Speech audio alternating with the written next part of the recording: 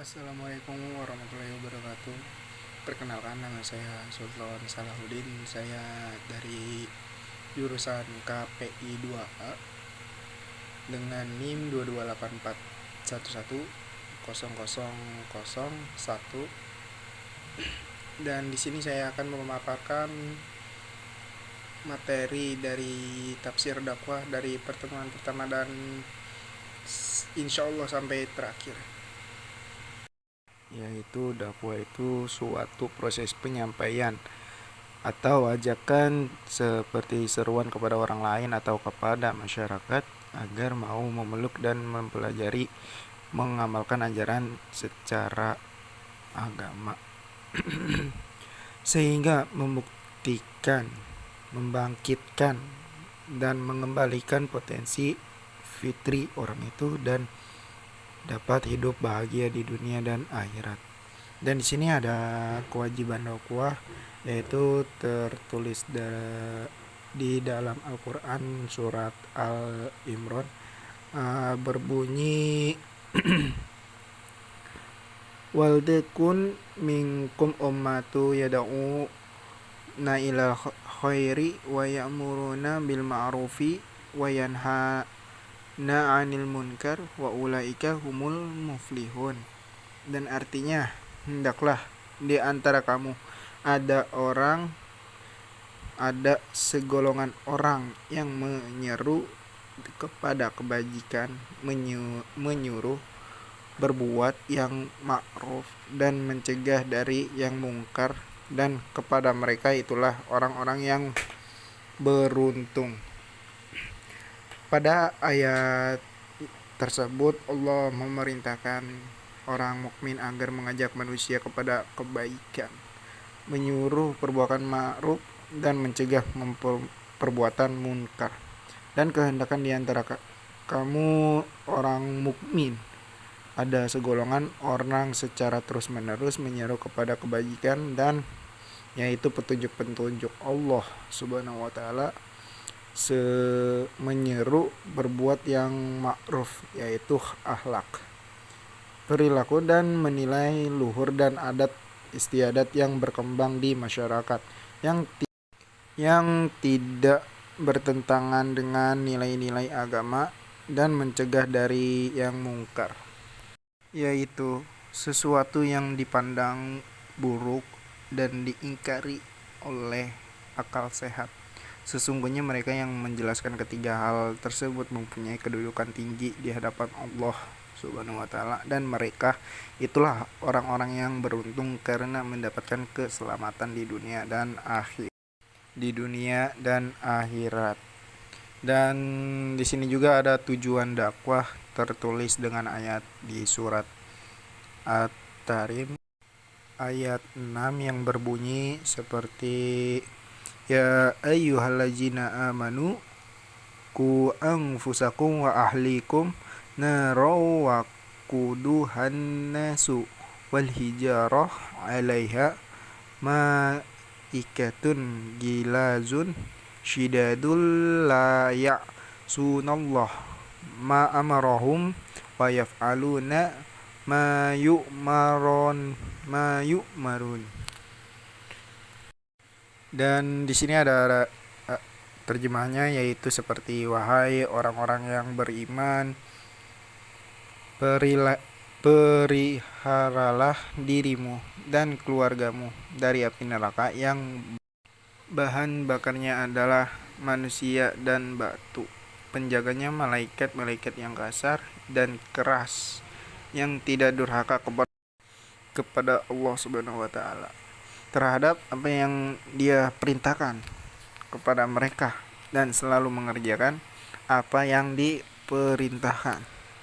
Di tafsir tersebut dalam ayat At-Tahrim ayat 6, Allah memerintahkan orang-orang yang beriman agar menjaga dirinya dari api neraka yang bahan bakarnya terdiri dari manusia dan batu, dan dengan taat dan patuh melaksanakan perintah Allah Subhanahu wa taala, mereka juga memerintahkan untuk mengajarkan kepada keluarganya agar taat dan patuh kepada perintah Allah Subhanahu wa taala untuk menyelamatkan mereka dari api neraka. Dan di sini ada subjek dakwah, yaitu sepertinya ada 3 unsur. Dan di sini saya akan menjelaskan subjeknya seorang dakwah itu seperti orang yang memiliki pengetahuan dan kemampuan untuk menyampaikan ajaran agama kepada orang lain. Dan subjek dakwahnya itu seperti dapat berupa ulama, dai, mubaligh, atau orang biasa yang memiliki pengetahuan agama yang memadai untuk menyampaikan pesan-pesan agama kepada orang lain. Dai atau disebut juru dakwah itu yang saya sebutkan tadi, unsur utama dalam kegiatan dakwah itu, karena tanpa mereka maka dakwah tidak akan bisa berjalan dengan baik. Dalam menyampaikan dakwah seorang dai itu seperti yang saya sebutkan tadi, ada 3 unsur. Yang pertama itu unsur materi dakwah, dan materi ini dibawa oleh dai adalah agama Islam, karena Islam adalah agama dakwah, yaitu agama yang menugaskan umat untuk menyebarkan dan menyiarkan Islam kepada seluruh umat manusia sebagai rahmatul alamin bagi seluruh alam.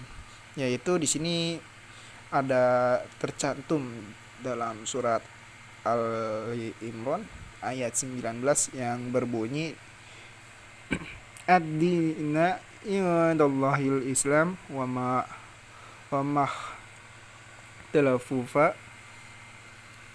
Mohon maaf, saya ulang dulu.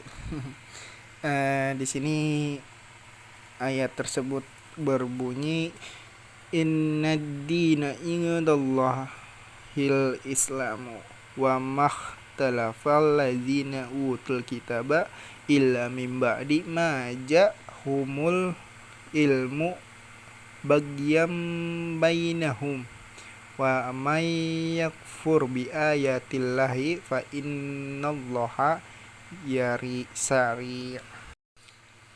Dan terjemah ayat tersebut itu, sesungguhnya agama di sisi Allah ialah Islam. Tidak ada berselisih orang-orang yang telah diberi kitab kecuali setelah mereka memperoleh ilmu. Karena kedengkian di antara mereka, barang siapa terhadap ayat-ayat Allah Subhanahu wa taala, maka sesungguhnya Allah sangat cepat perhitungannya. Dan tafsir ayat tersebut ini bahwa maksud dari Allah Subhanahu wa taala dijadikan Islam, bahwa kepemimpinan Nabi Muhammad SAW adalah memberikan dan menghasilkan kesejahteraan pada manusia. Dan ayat ini juga menerangkan sebuah prinsip bahwa setiap manusia yang menganut agama Islam pasti akan mendapatkan kesejahteraan duniawi dan ukhrawi. Ukhrawi itu yaitu akhirat. Dan kita lanjut lagi, di sini ada metode atau strategi dakwah.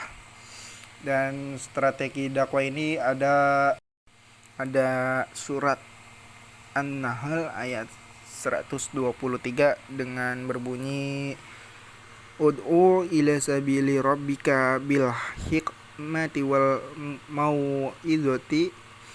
mau'izotil hasanati wal wajadilhum billati hiya ahsan inna rabbaka huwa a'lamu biman dhalla an sabilihi wa huwa a'lamu bil muhtadin. Ayat tersebut dengan arti, serulah manusia kepada jalan Tuhanmu dengan hikmah dan pengajaran yang baik, dan berdebatlah dengan mereka dengan cara yang baik. Sesungguhnya Tuhanmu dialah yang lebih mengetahui siapa yang sesat dari jalannya, dan dialah yang lebih mengetahui siapa yang mendapatkan petunjuk. Tafsir dari ayat tersebut, Allah berfirman menyuruh Rasulnya berseru kepada umat-umatnya mengajak mereka ke jalan Allah dengan hikmah, kebijaksanaan, dan nasihat serta anjuran yang baik. Dan jika orang-orang itu mengajak berdebat, maka berbantahlah dengan cara yang baik. Dan di sini ada unsur kedua, yaitu seperti etika dakwah. Di dalam ada surat Al-Maidah ayat 77 yang berbunyi, Kul ya ahlal kitabi la taglu fi dinikum ghairul haqqi wa la tattabi'u ahwa qaumin qad dallu min qablu wa adallu katsiran wa yadallu an sawa'i sabila. Dan dijelaskan ayat tersebut bahwa ketika berdakwah harus punya etika yang baik dan jangan berlebihan dalam agama dengan cara yang tidak baik. Dan di sini ada ancaman dakwahnya ya. Seperti dari surat Al-Maidah ayat 78 yang berbunyi, La'inal lazina kafaru min bani Israila ala lisani Dawud wa Isa ni Maryam zalika bima asaw wa kanu ya'tadun. Dan ayat tersebut ditafsirkan dari tafsir As-Sa'idi atau Syekh Abdurrahman bin Nasir As-Sa'idi, pakar tafsir abad 11. Kemudian Allah berfirman, telah laknat orang-orang kafir dari Bani Israel. Maksud dari mereka diusir dan dijauhkan dari rahmat Allah melalui lisan Daud dan Isa putra Maryam, yaitu dengan kesaksian dan pengakuan mereka kedua bahwa hujjah telah tegak atas mereka dan mereka mengingkarinya. Yaitu demikian, yakni kekufuran dan kelaknatan disebabkan mereka durhaka dan selalu melampaui batas. Maksudnya karena kemaksiatan dan kezaliman mereka terhadap hamba-hamba Allah menjadi penyebab kekufuran dan kejauhan mereka dari rahmat Allah Subhanahu wa taala, karena dosa dan kezaliman memiliki akibat buruknya.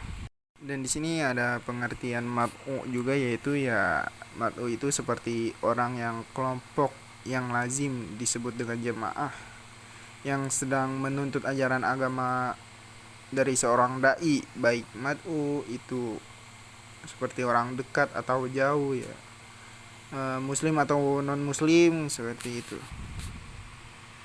Dan sekian cukup pemaparan materi dari saya. Bila ada salah kata atau salah baca ayat-ayat suci Al-Quran, mohon dimaafkan.